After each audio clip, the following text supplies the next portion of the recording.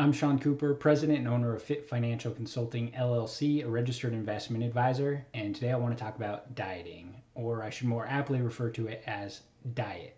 I know it's a dirty word in the fitness industry, and much like budgeting is a dirty word in the finance industry, and you've probably already conjured up images of crash course calorie restrictions, not eating the foods you like, and trying to lose weight really, really fast.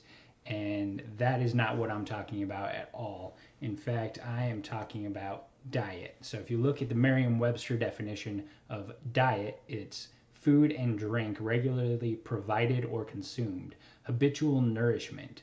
According to Oxford, the kinds of food that a person, animal, or community habitually eats. The concept of dieting, these crash courses, don't come up in the definition until much later and weren't added to the dictionaries until much later. So I want you to think about diet as a way of life. So something that you do permanently and shooting for a balance with that diet that actually caters to your needs and your specific fitness goals.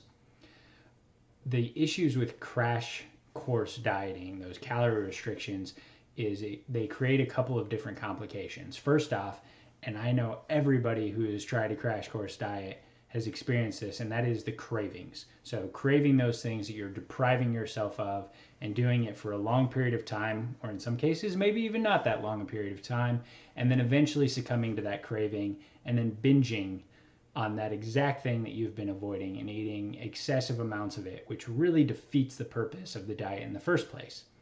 The second thing that most people probably aren't even aware of is the body's natural response to those crash course diets, especially when you reduce calories really, really fast as opposed to doing it gradually over time.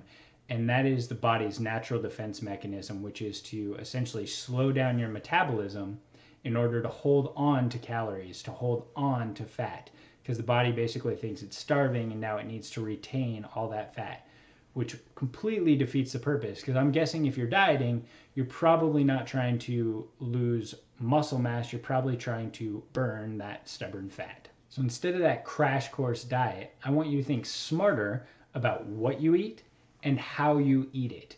Be cognizant of how you're eating and how fast you're eating. But in terms of what you're eating, shoot for more of a balanced diet with healthy fats, something more along the lines of like a Mediterranean diet.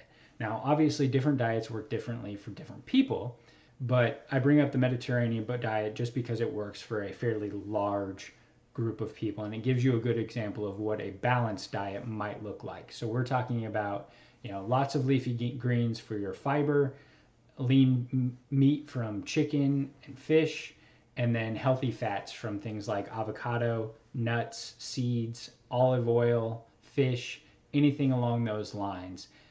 Really what you're trying to limit or reduce your intake of is your processed grains, so flour, white bread, also your processed sugars from candy, prepackaged food, and other goods. And I'm not saying that you can't have these things. That goes back to the other piece that I was talking about and not depriving yourself. I actually want you to plan to eat those things so that you don't end up in that cycle of not eating it, and then binging and eating a ton of it. I want you to plan to eat it so you're not as likely to break your trend. You're not likely to break your goals.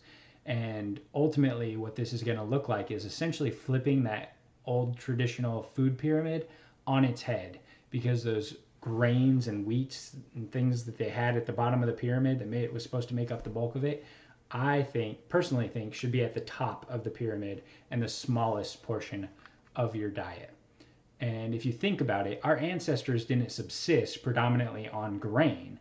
Our brains actually evolved by eating healthy fats. So why shouldn't we continue to eat that way now? And I know as I brought up the idea of essentially healthy fats and not eating a ton of your simple carbohydrates, you've probably already thought of some of the parallel concepts out there, like the keto diet or the Atkins diet.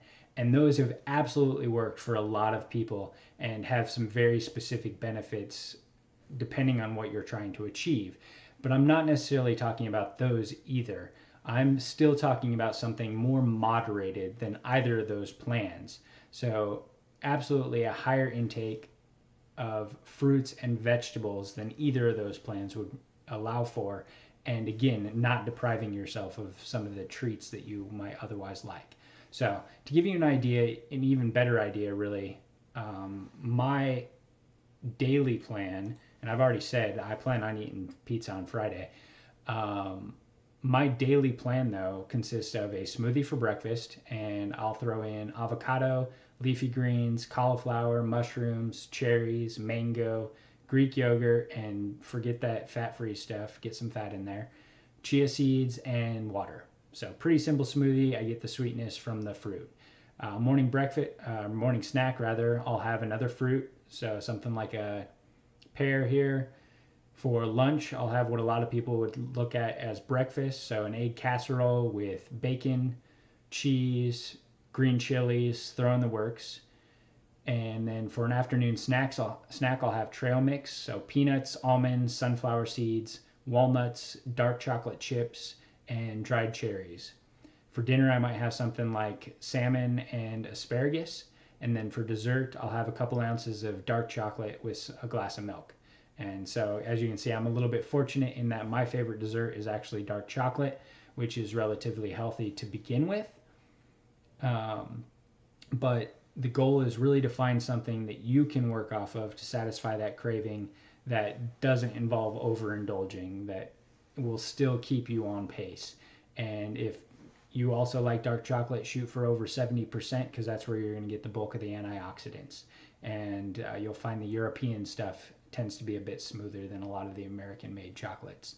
So that's just my example. I'd love to hear what your guys' healthy eating lifestyle looks like. Please share your ideas so we can all eat healthy and keep our meal planning fresh and exciting. If you have any questions for me or need anything else, my number is 720-808-6979. Again, and my email is sean.cooper@fitfinancialconsulting.com. Thanks.